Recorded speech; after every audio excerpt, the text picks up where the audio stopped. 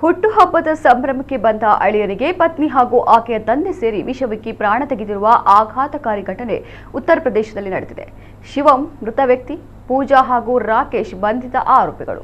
ಶಿವಂ ಪತ್ನಿಯ ಮನೆಯಲ್ಲಿ ಹುಟ್ಟುಹಬ್ಬದ ಆಚರಣೆಯನ್ನ ಹಮ್ಮಿಕೊಳ್ಳಲಾಗಿತ್ತು. ಇದಕ್ಕಾಗಿ ಈತ ತನ್ನ ಅತ್ತೆ ಮನೆಗೆ ಹೋಗಿದ್ದಾನೆ. ಈ ವೇಳೆ ಶಿವಂಗೆ ಕುಡಿಯಲು ವಿಷ ಬೆರೆಸಿದ ಪಾನೀಯ ನೀಡಲಾಗಿದೆ. ಪಾನೀಯ ಕುಡಿದ ಕೆಲವೇ ಕ್ಷಣಗಳಲ್ಲಿ ಈತ ಅಸ್ವಸ್ಥಗೊಂಡು ಪ್ರಾಣ ಬಿಟ್ಟಿದ್ದು, ಈ ಸಾವನ್ನ ಆಕಸ್ಮಿಕ ಸಾವೆಂದು ಬಿಂಬಿಸಲು ಆರೋಪಿಗಳು ಪ್ರಯತ್ನಿಸಿದ್ದಾರೆ. ಆದರೆ ಆತನ ಕುಟುಂಬದವರು ನೀಡಿದ ದೂರು ಮತ್ತು ಮರಣೋತ್ತರ ಪರೀಕ್ಷೆ ಪ್ರಕರಣಕ್ಕೆ ತಿರುವು ನೀಡಿದ್ದು, ಪೊಲೀಸರ ತನಿಖೆ ವೇಳೆ ಪತ್ನಿ ಮತ್ತು ಆಕೆ ತಂದೆ ಸೇರಿ ಈ ಕೊಲೆ ಮಾಡಿರುವುದು ಸಾಬೀತಾಗಿದೆ. ಪ್ರಾಥಮಿಕ ತನಿಖೆ ಪ್ರಕಾರ ಶಿವಂ ಮತ್ತು ಆತನ ಪತ್ನಿಯ ನಡುವೆ ದೀರ್ಘಕಾಲದಿಂದ ಕೌಟುಂಬಿಕ ಕಲಹ ನಡೀತಾ ಇತ್ತು. ಇನ್ನು ಪತ್ನಿ ತನ್ನ ತಂದೆಯ ಮನೆಯಲ್ಲೇ ನೆಲೆಸಿದ್ದಳು. ಈ ವಿವಾದವನ್ನ ಕೊನೆಗಾಣಿಸಲು ಮತ್ತು ಅಳಿಯನಿಂದ ಮುಕ್ತಿ ಪಡೆಯಲು ಪತ್ನಿ ಮತ್ತು ಆಕೆಯ ತಂದೆ ಸೇರಿ ಈ ಸ್ಕೆಚ್ ಹಾಕಿದ್ದರು ಎನ್ನಲಾಗಿದೆ.